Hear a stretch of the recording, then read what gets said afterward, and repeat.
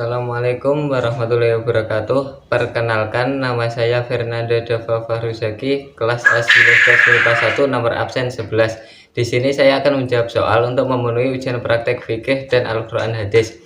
1A. Sigat nahi. Bentuk-bentuk sigat nahi ada 3, yaitu 1. Fi'il mudhari' yang didahului oleh la nahi, contoh la taqrabu. 2. Fi'il mudhari' yang didahului oleh la nafi, contoh la yamassuhu. 3. Lafadz-lafadz yang memberi pengertian haram atau perintah meninggalkan sesuatu perbuatan, contoh hurimat. B. Al-Isra ayat 32, wala taqrabuz zina innahu kana fahisyah wa sya'a sabila. Artinya, dan janganlah kamu mendekati zina, sesungguhnya zina itu adalah suatu perbuatan yang keji dan suatu jalan yang buruk. Makna yang ada dalam ayat tersebut adalah segala sesuatu kegiatan atau perilaku manusia yang dapat menuju kemungkinan perzinahan itu diharamkan oleh Allah Subhanahu wa Ta'ala.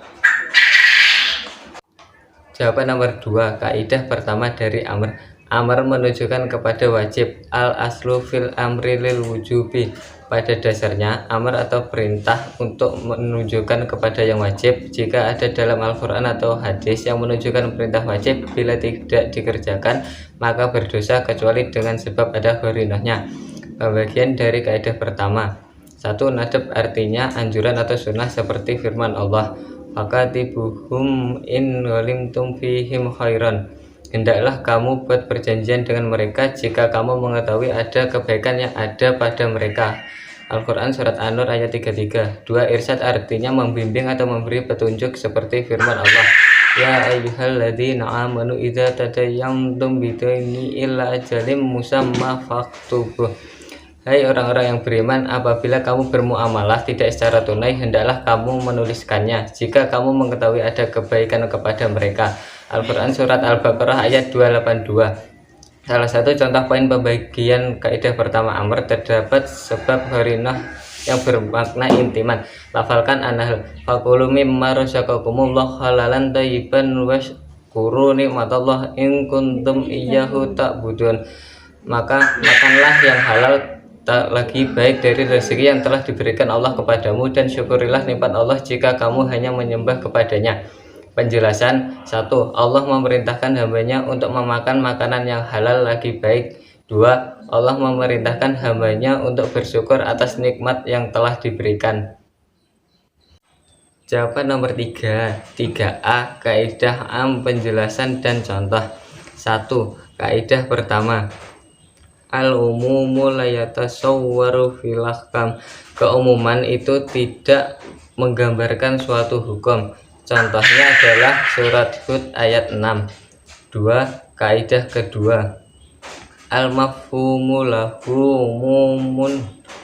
Makna tersirat atau mafhum itu mempunyai bentuk umum. Contohnya adalah surat Al-Isra ayat 23. 3. Kaidah ketiga.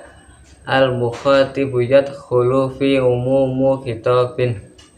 Orang yang memerintahkan sesuatu, maka ia termasuk di dalam perintah tersebut.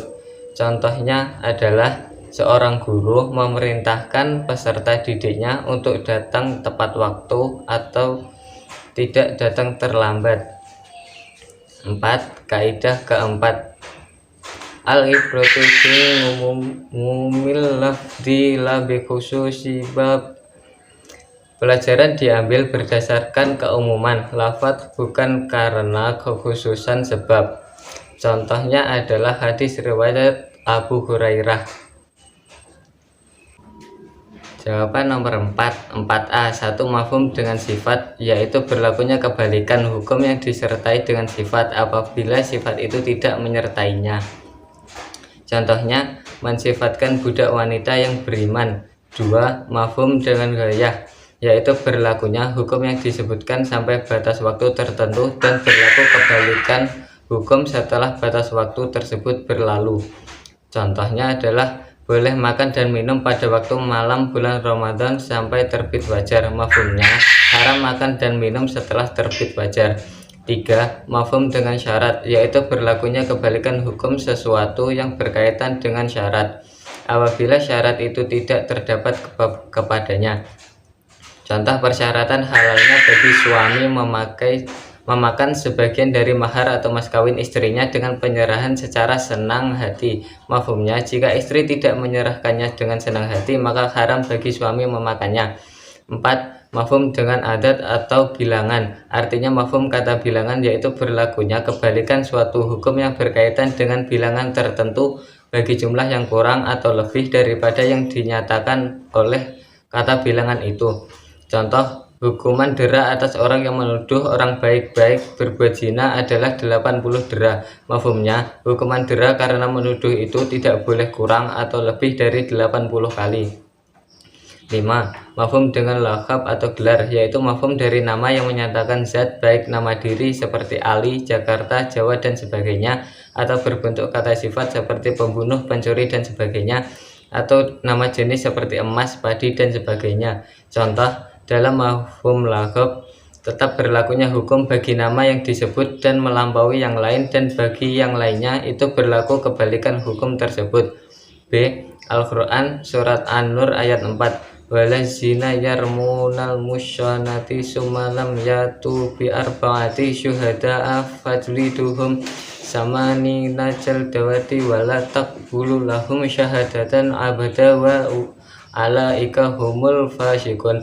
Artinya, dan orang-orang yang menuduh perempuan-perempuan yang baik atau berzina dan mereka tidak mendatangkan 4 orang saksi, maka deralah mereka 80 kali dan janganlah kamu terima kesaksian mereka untuk selama-lamanya, karena mereka itulah orang-orang yang fasik. Penjelasannya, kita tidak boleh menuduh perempuan-perempuan yang baik tanpa adanya saksi. Sekian dari saya. Wassalamualaikum warahmatullahi wabarakatuh.